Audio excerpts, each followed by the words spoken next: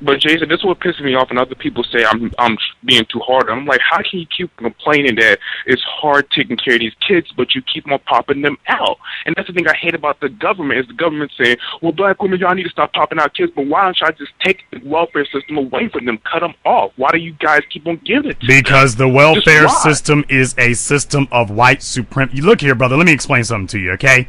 And Professor Black Truth understands this. All of our luminaries understand this. You all are being played for fools. You don't understand. I mean, Neely Fuller was so correct. If you don't understand how white supremacy works, everything else will just confuse you. Everything else you think you know about it will just confuse you. Because all the things that you think are working against it work for it. First of all, the reason why it is stupid and silly to talk about black Democrats and black Republicans is because none of them are for you. It's all a shell game where they both sides pretend that they are for you or against you. But when you take a look at the legislation, it only goes in one way. Example, Michigan. The emergency finance manager law that is now taking over Benton Harbor and Detroit. That law was passed by Democrat Jennifer Granholm. She was the governor of Michigan. She passed that law. Never used it, but passed it. Why did you do that, Jennifer? Why would you pass a law you weren't going to use? The next governor of Michigan is the current governor, Rick Snyder. And he's been swinging that law like a hammer. But he's only been swinging it in the black areas of Michigan. So it's the shell game. Jennifer Granholm goes to black folk and says, I'll protect you. And then her and Rick Snyder get together behind closed doors. All right, these niggas bought it. So your people, Rick Snyder's people who voted for him, they will love it that he's swinging that hammer. And he will get all the blame for it. Jennifer Granholm, however, was the one who got the law put into place. So she was able to help forward to help actually promote white supremacy while at the same time appearing not to do so. She's telling everybody, well, I passed the law, but I never intended for it to be used like this. You lying wench. If you didn't intend for it to be used like that, then the law wouldn't say you could use it like that.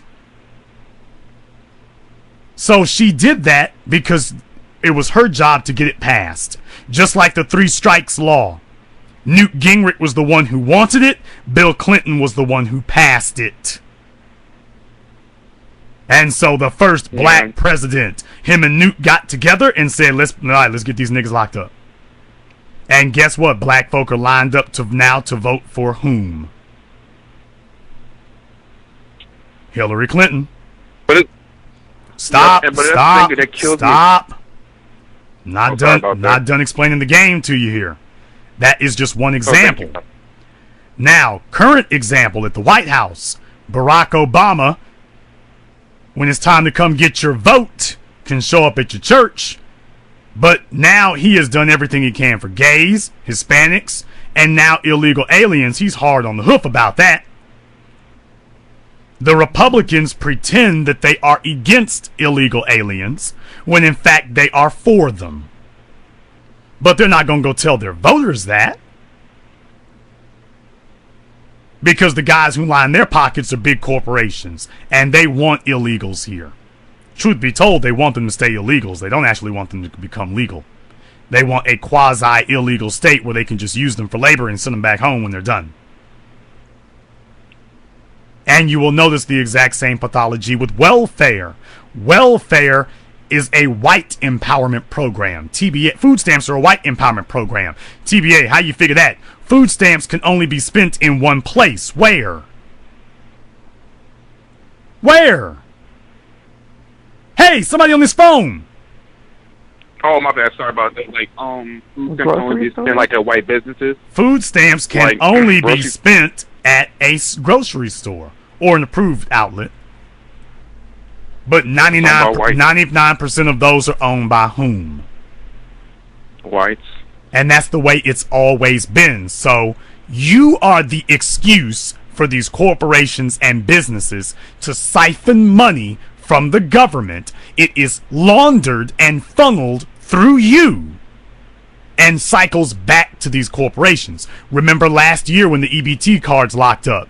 Who processes those EBT payments? Did you all know that Chase and Wells Fargo process fully around half of the food stamp purchases in America?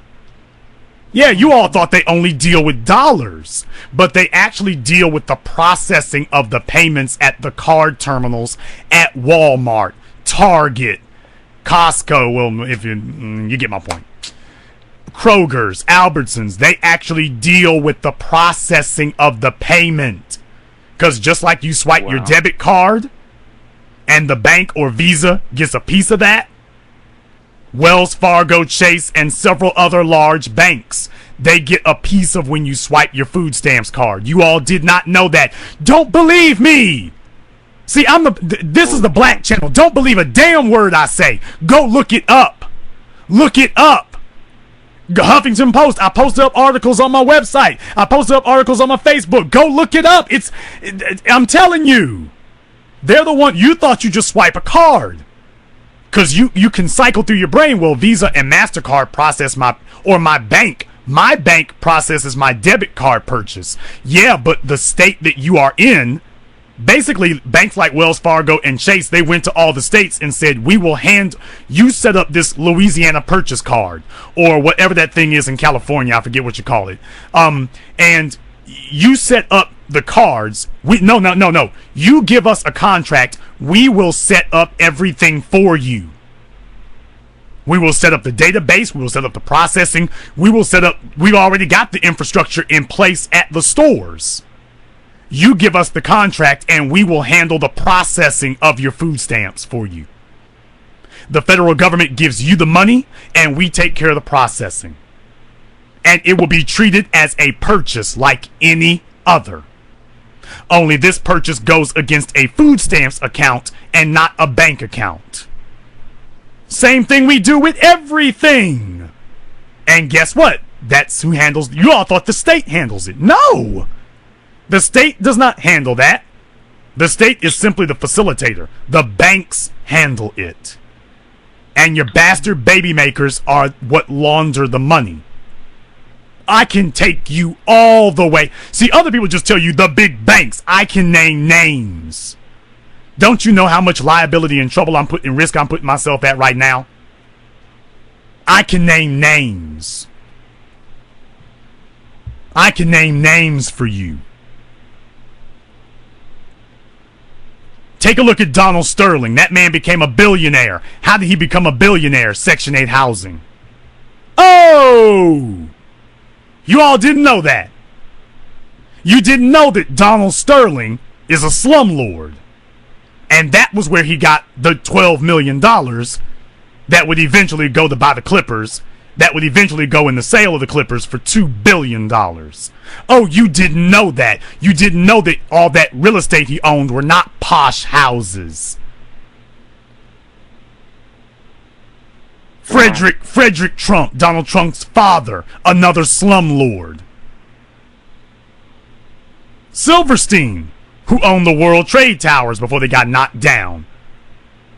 He called it tenement housing. What you mean, sir, is Section 8 housing. Isn't that what you really meant, sir? Isn't that what you really mean is Section 8 housing?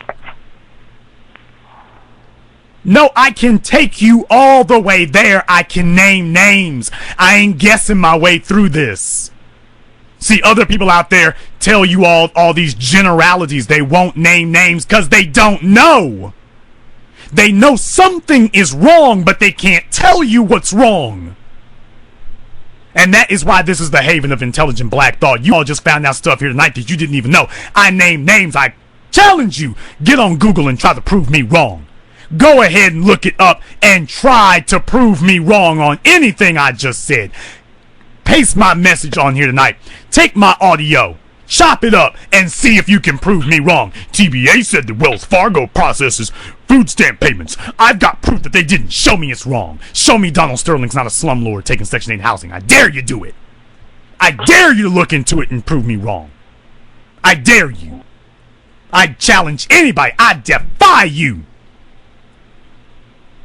Call me out on it if you can. There's a reason why this is the only place that could make 7 a.m.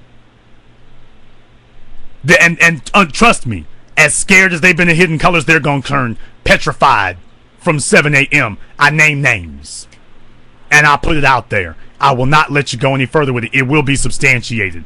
I will have documentation in place. You see, when I got to document things like this, it takes a while because I document what I do. You will not be on websites talking about, I got this wrong or got that wrong. I've got my documentation. Let's go. Head up. Let's go. Brother, you don't know how deep the game goes. Before the subprime crisis happened, you can go look it up. There were some large tenement housing projects in Chicago. Look it up. Prove me wrong. Come on back and prove me wrong. There was a large tenement housing project in Chicago. I can't remember the exact name of it, but there were some large brown ones. You can go look them up for yourselves. Some large brown ones. And this investment consortium had gotten together $2 billion to buy them. Look it up for yourselves. And then the market tanked. They were speculating, and then the market tanked. They got together $2 billion of private capital to buy a bunch of Section 8 housing in Chicago. You do not take out a loan that large for Section 8 housing if you do not desire Section 8 to exist. Now, they eventually wound up taking a soaking because of that, because the market tanked and they lost their shorts and their investors did. But my point is, brother, $2 billion. $2 billion. Brother, they're not betting against Section 8. They said, I'm betting it all on Section 8. These are, now, do you think there was a black male among that group? Do you think there was a black person anywhere in that group of investors? Probably Obama. Well, no. But good guess. I guarantee you there's not a black investor that was in that group. Show me Donald Sterling's black partners. Show me Frederick Trump's black partners. Or Donald's, for that matter. Show them to me. Show them to me. Wow. Brother, the game is so... And who do you think they're paying to say, don't you be cutting that Section 8? Brother, we got big money wrapped up in this. We got big money wrapped up in these housing projects. So what does John Boehner do? What does Eric Cantor, who just got voted out, do? What do? They go on Rush Limbaugh, and they go on Bill O'Reilly, and they go on Sean Hannity, and they talk against welfare, and they talk against food stamps. They talk against all that stuff, and then you hear that they've made another deal with Wells Fargo. And where does Wells Fargo get their money from? Where does Walmart? Did you know that is it 60% of Walmart? 60% of Walmart's no, not 60%. I gotta get the exact number on that because I want to be exact. Of Walmart's grocery profits come from food stamps. It's around half. I need to go find the exact number, but it's somewhere in the neighborhood of half. Depending on where you are. It's gonna be between a third and a half. I need to look it up. Don't etch that in stone, but they get at least a third of their grocery store profits from food stamps. Now, do you think that Walmart wants to see a third of their profits collapse? No. Because that's less. They're gonna lose a lot of money, and that defeats the purpose of capitalism. Now, and it's not just them. Walmart, Albertsons, Kroger's. We can go Target. We can go down the list. All of them have bet their money on food stamps. Do you think any of them want to see a cut in food stamps? Do you think any of these, and where Section 8 is concerned, those are all white landlords, from the person who owns a single house? It's not a bunch of black folk it would be different if black people own Section 8 housing, but black people are just the mechanism by which we facilitate the transfer of funds for Section 8 housing. Black people don't own any of those properties. Those are all owned by white folk. So do you think that these are the same white people who yell about white power and white supremacy, but they bring illegal aliens to take jobs? They talk out of both sides of their faces. They talk out of both sides of their faces. So when you say, why does the government keep doing it? Brother, they're playing the same game on you that they do about everything else. They pretend that they're against it when in reality they are for it. I dare you or anybody else to show me where John Boehner they can sit up here and get legislation through for corporations. They can get that through so fast it makes your head spin off your neck. But they can't do nothing about food stamps, can't do nothing about welfare, can't do nothing about Section 8, can't make that move. How do you sit up here and can get no bid contracts for Halliburton with no debate, no nothing? But black people are the weakest, most powerless people in America, and you can't cut the food stamp rolls against the weakest people in America? The folk who you can jail just for saying they were licking on a lollipop wrong? And you can't take welfare and Section 8 from them? Get the hell out of here. It's not what you can do. It's what you won't do. But you have a constituency to make happy. So you get on the radio and rah-rah. But when you get back to Washington, Donald Sterling calls the tune. Wells Fargo calls the tune. Don't you know Wells Fargo has got lobbyists that say, don't you cut them food stamps? Do you think that Wells Fargo wants to see a cut in food stamps after what I just explained to you? You don't think that their lobbyists are sitting, the lobbyists are sitting right there when John Boehner and them say, when the Tea Party says, let's cut food stamps by 50%, John Boehner's tossed to the lobbyist and then comes back and says, let's cut it by 10. Better yet, let's cut it by 5% over 10 years. Let's do it like that. Knowing full well that at that rate, the rate of expansion is going to outstrip however much you're talking about taking it down. And he knows that. It's a game. Jason, would you consider the welfare system like a financial plantation? Basically, the overseers are the corporations, and the slaves are the people on welfare that have food stamps. I would consider it more a money laundering operation. Okay. Because they are plugging in, they are taking revenue from the government that does not actually need to be there. They are creating the disease so that they can facilitate the ongoing treatment. So they provide white men provide the Section 8 housing. White men provide the grocery stores. And white politicians take the money from the taxpayers to funnel it back to those corporations. And your black residents and your black bastard baby-making mammies are the excuse that you used for continuing it. Just like your wars in Iraq and Afghanistan are the excuse that you use to keep funneling money to Raytheon and Laurel Hughes and Lockheed Martin. And Professor Truth is absolutely right in the chat room. Wells Fargo also gets money from Western Union by allowing illegal aliens to send money home. The game is so deep in this, people. The game is so deep in this. You got no idea how far it goes. Are you going to touch on this at 7 a.m.?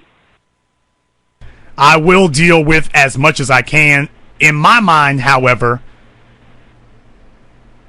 because 7 a.m. is about what black folk need to do. If I touch on something like this is something that I would reserve for a documentary about single mothers. So I can take you 360 degrees and show you all the angles of why it is that this giant welfare apparatus is in place, and nothing you do seems to be able to get rid of it. And as long as your females continue to play the game, off it goes.